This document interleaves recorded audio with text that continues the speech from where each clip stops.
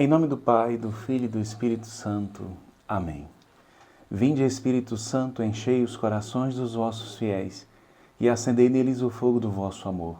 Enviai o vosso Espírito e tudo será criado, e renovareis a face da terra. Oremos. Ó Deus, que instruístes os corações dos vossos fiéis com a luz do Espírito Santo, fazei que apreciemos retamente todas as coisas, segundo o mesmo Espírito, e gozemos sempre da sua consolação. Por Cristo nosso Senhor. Amém.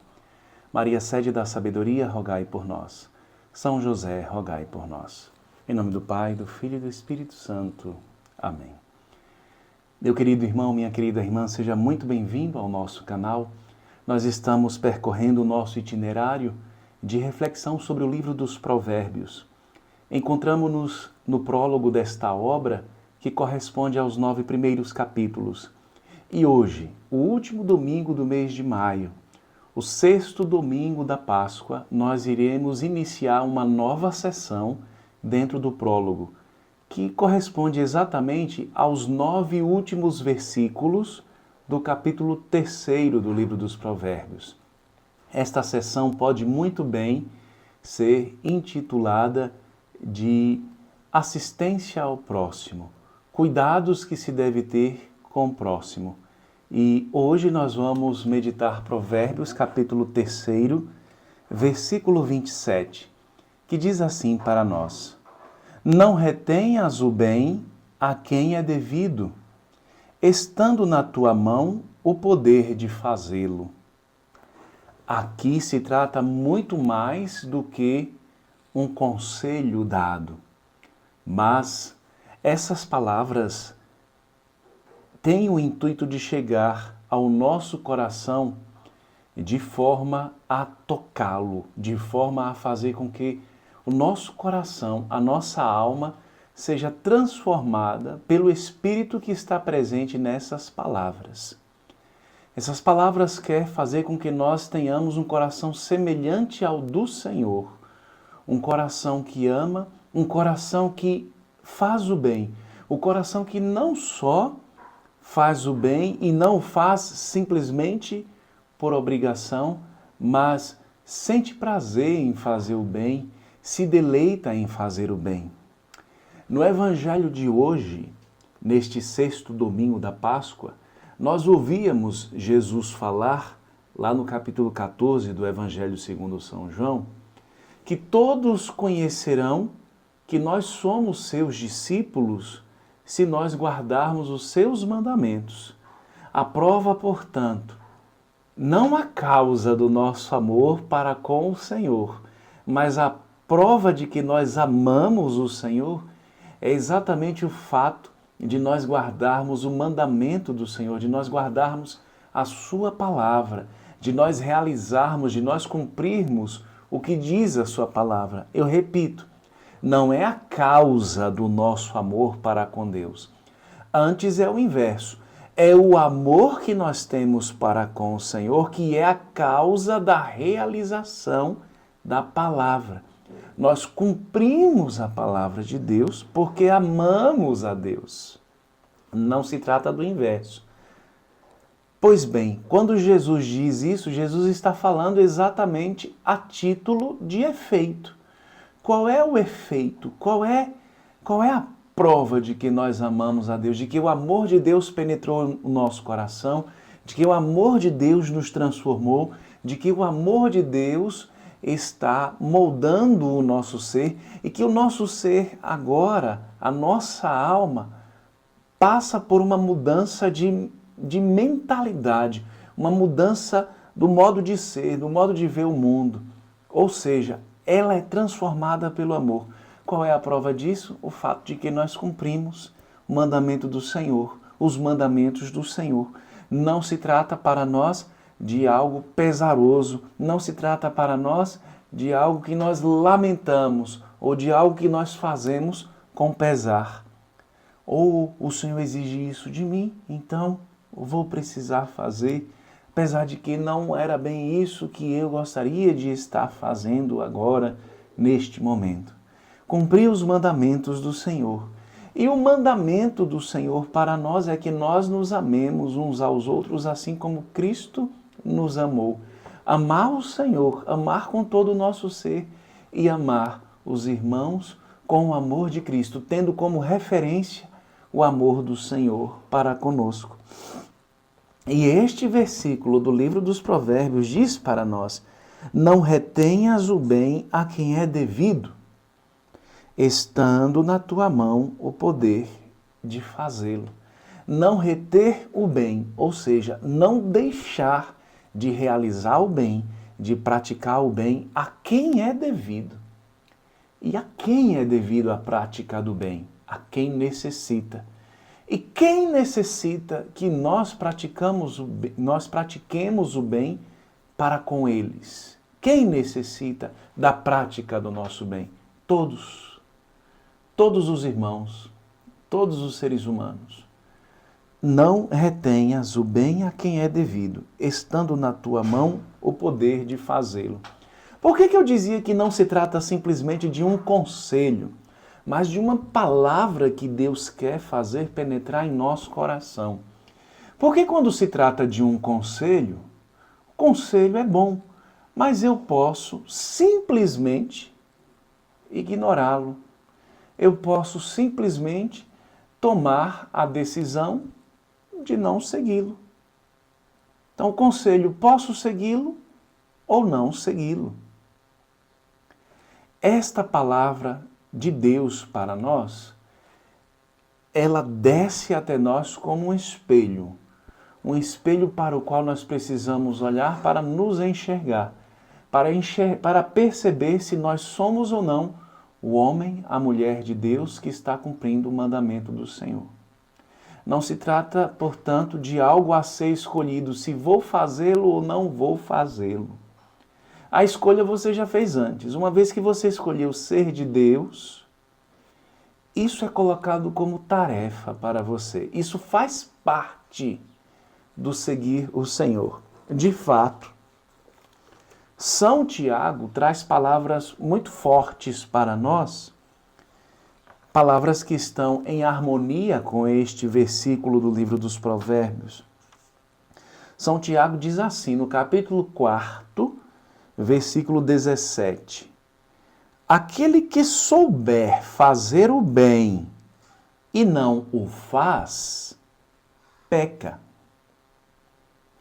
O que São Tiago está dizendo aqui para nós é: saber fazer o bem e não fazer, não se trata de uma escolha que foi feita, uma escolha que Deus colocou diante de nós, uma possibilidade de fazer esta escolha, de tomar essa decisão.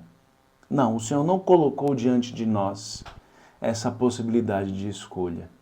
Ele colocou anteriormente diante de nós a possibilidade de escolher se queríamos ou não segui-lo.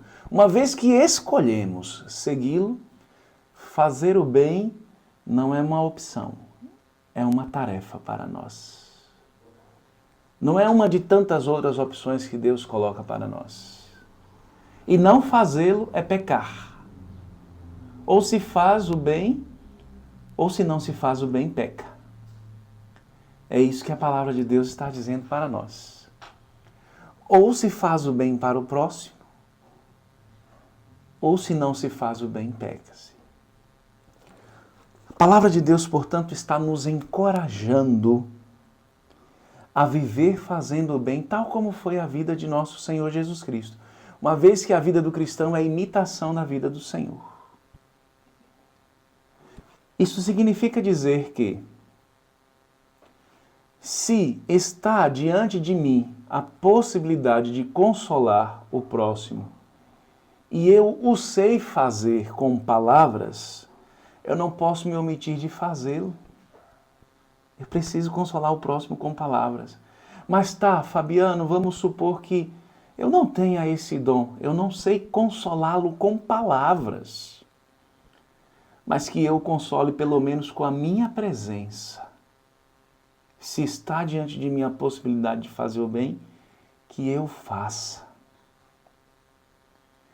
Se está diante de mim a possibilidade de dar de comer a quem tem fome, e eu tenho possibilidade de fazer isso, eu tenho condições de fazer isso, que eu faça.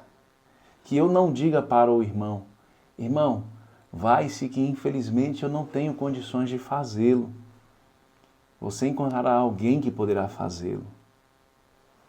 Não fazer, não cumprir, é pecar contra o Senhor.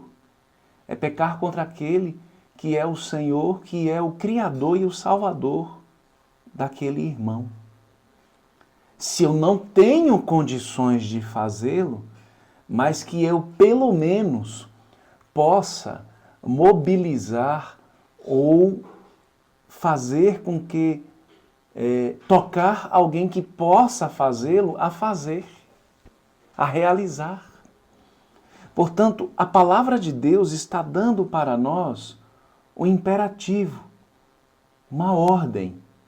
E esta ordem não fere a nossa consciência, esta ordem não fere a nossa sensibilidade, essa ordem não tira de nós a criatividade e a liberdade que são próprias dos filhos de Deus. Ao contrário, esta palavra está dizendo para nós que fazer o bem é algo que nos torna mais semelhantes a Deus, é algo que nos faz mais parecidos com Deus. Mas, repito, não fazê-lo simplesmente como um mandamento, como uma tarefa, apesar de a palavra de Deus estar dizendo aqui para nós, que não fazê-lo é um pecado. Mas que nós tomemos a firme decisão de realizar sempre o bem, pelo bem em si mesmo, porque o bem é bom por si mesmo. Que nós aprendamos a nos sentir bem em fazer o bem, que nós aprendamos a sentir prazer em realizar o bem para o irmão, que nós não sintamos pesar em fazer o bem, mas que, pelo contrário, nós sejamos semelhantes ao Senhor. Quando o nosso coração passa por esta transformação, quando este coração se torna o nosso coração, ou seja, o coração segundo Deus, quando o nosso coração se torna este coração, o coração segundo Deus, nós fazemos o bem de forma muito espontânea, guiados pelo Espírito Santo de Deus. O Espírito nos leva a essa espontaneidade. O Espírito, inclusive, nos leva ao prazer de fazer o bem. Como, por exemplo, é prazeroso conceder perdão e pedir perdão. Quanto alívio nós sentimos. Quando nós assim realizamos, nós estamos, além de estar fazendo o bem, nós estamos rompendo a cadeia do mal. Nós estamos rompendo uma longa cadeia que está unindo as pessoas no mal. Porque nós trazemos o alívio para nós mesmos, nós trazemos o alívio para o próximo. Nós fazemos com que as pessoas possam ter os seus corações livres. Com os corações livres de rancor, de mágoa. Corações livres de sentimento de vingança. Então, quando nós concedemos perdão ou pedimos perdão, nós estamos realizando o bem. E ao realizar o bem, nós rompemos a cadeia do mal, a sequência de males. Fazer o bem, portanto, faz com que nós vivamos em santidade. Fazer o bem é próprio dos santos. Fazer o bem é próprio do Senhor. Aliás, antes mesmo de ser próprio dos santos, é próprio do Senhor. O livro dos Atos dos Apóstolos fala que Jesus passou entre nós fazendo o bem, em um dos discursos que São Pedro faz no livro dos Atos dos Apóstolos. Então é próprio do Senhor fazer o bem, e Ele faz tudo bem. Ele faz bem em todas as coisas. É próprio dos santos, por quê? Porque os santos participam da bondade do Senhor. O único bom é Deus, o único santo é Deus. Mas os santos foram quem? Foram aqueles amigos do Senhor que abriram o seu coração para se tornarem semelhantes a Ele. Nisto todos conhecerão que vós sois meus discípulos, se guardardes os meus mandamentos, ou seja, se praticardes as minhas palavras e as minhas obras. Os santos são aqueles que praticaram as obras do Senhor. E quem é chamado a ser santo? Você e eu, todos nós. Praticar as obras do Senhor num mundo tão repleto de trevas, um mundo tão envolvido por maldade, por perseguições, por falta de perdão, por violência. Um mundo onde as pessoas trazem como lógica, muitos trazem como lógica, subir, superar-se pisando nos demais. A palavra de Deus vem dizer para nós, fazer sempre o bem, inclusive a quem nos faz o mal. Talvez essa seja a tarefa mais árdua para um cristão, fazer um bem a quem lhe faz o mal. E, no entanto, essa é a tarefa que mais nos aproxima de sermos semelhantes a Deus.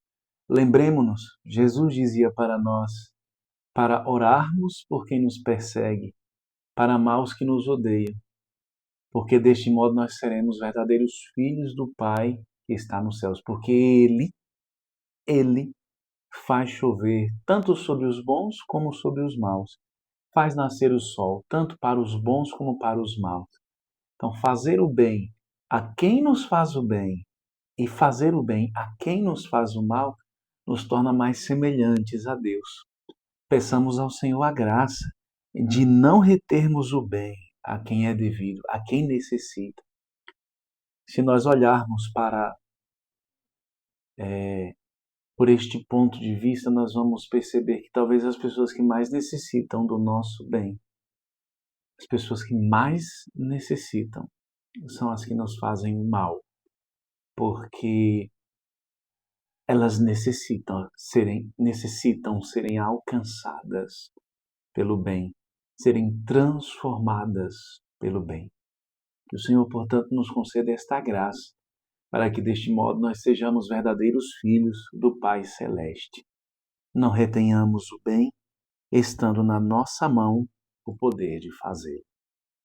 Louvado seja nosso Senhor Jesus Cristo, para sempre seja louvado. Fique na paz do Senhor.